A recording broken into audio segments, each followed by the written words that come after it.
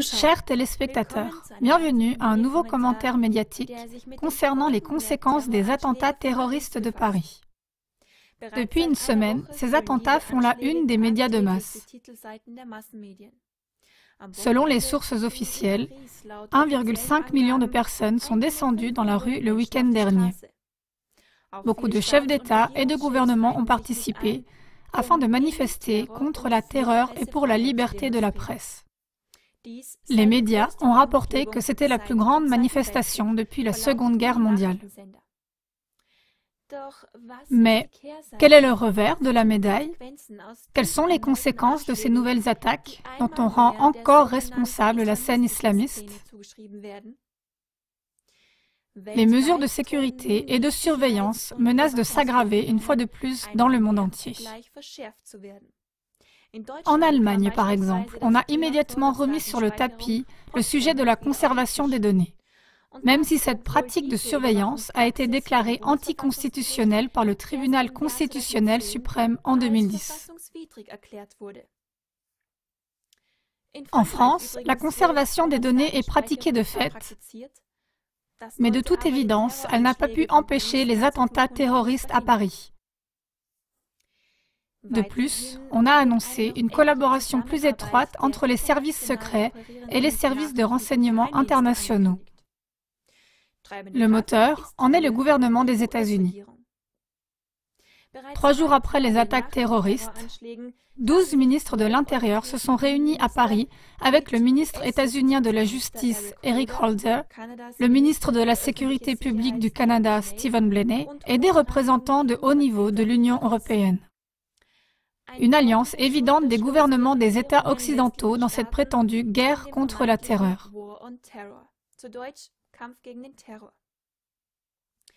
Et c'est aussi un pas décisif en direction d'une domination mondiale unique. Mais ce qui apparaît aussi grave, c'est le dénigrement continuel de l'islam. Par les médias, celui-ci est carrément rendu odieux dans le monde entier, comme une religion d'intégristes intolérants et terroristes. Presque sans cesse, ces derniers mois, les masses médias ont parlé de massacres perpétrés par de prétendus fondamentalistes islamistes. Pour le moment, il s'agirait de terreur islamiste en Syrie et en Irak due à la milice EI. En même temps, les médias mettent en relief le mouvement terroriste Boko Haram au Nigeria. Et aussi des attaques isolées, comme par exemple à Grozny, la capitale de la Tchétchénie, en décembre 2014, et à Sydney aux approches de Noël. La prise d'otages peut être d'origine islamiste.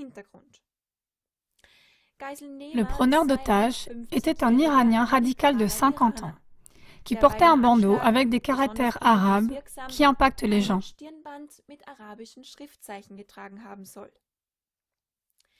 Il semble qu'on veut fixer dans la conscience du consommateur le message continuellement ressassé: Iranien méchant, islamisme méchant, quand arrêtera-t-on cela? Mais avec les attentats prétendus islamistes, après coup, il apparaît de plus en plus que les services secrets occidentaux ont dissimulé les tireurs de ficelles. Ils ont participé à l'organisation, ils ont entraîné et équipé. Les attaques tragiques du 11 septembre, ainsi que dans le métro de Londres, sont exemplaires. Elles sont considérées comme des classiques d'opérations sous faux pavillon, menées par des services secrets nationaux. En conclusion, la question se pose de savoir si la colère exacerbée contre l'islam dans le monde entier est vraiment un hasard, ou plutôt un climat stratégiquement provoqué et prévu. Serait-il possible qu'on veuille entraîner la population mondiale en général à renoncer à toutes les religions traditionnelles? Et ce, en direction d'une seule religion mondiale, favorable aux mêmes initiateurs qui font avancer un seul gouvernement mondial? Avec ces questions, je vous dis au revoir et je me réjouis de notre prochaine rencontre sur CLA TV.